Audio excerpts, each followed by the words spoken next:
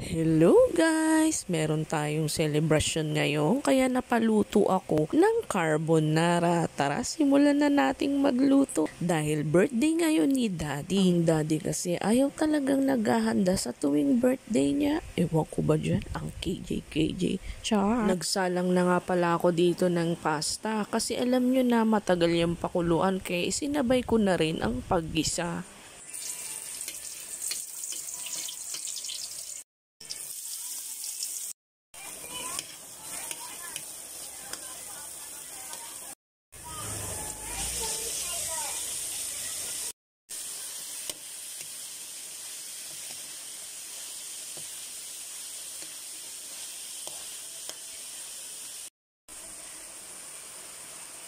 Simple lang pala ako magluto ng carbonara guys. Mas masarap yan kung merong Nestle cream.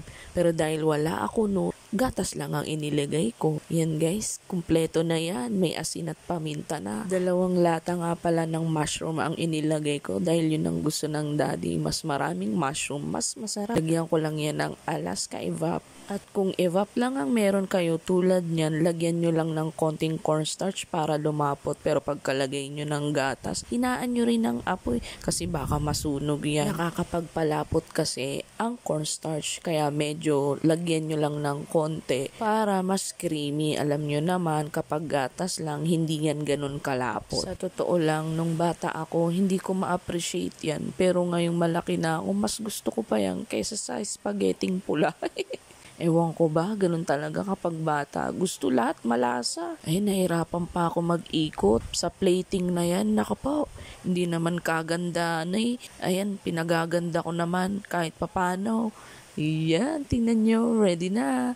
Kain na tayo guys. Tcharin! O diba, may paikot-ikot pa yan. At kung may natutunan na naman kayo kay Aling Wilma, huwag kalimutang i-follow, i-like at i-share ang aming video. Maraming salamat sa inyo guys. Walang sawang suporta at sa panunood ng aming video araw-araw.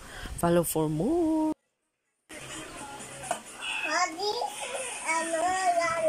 Yan o kay Mami.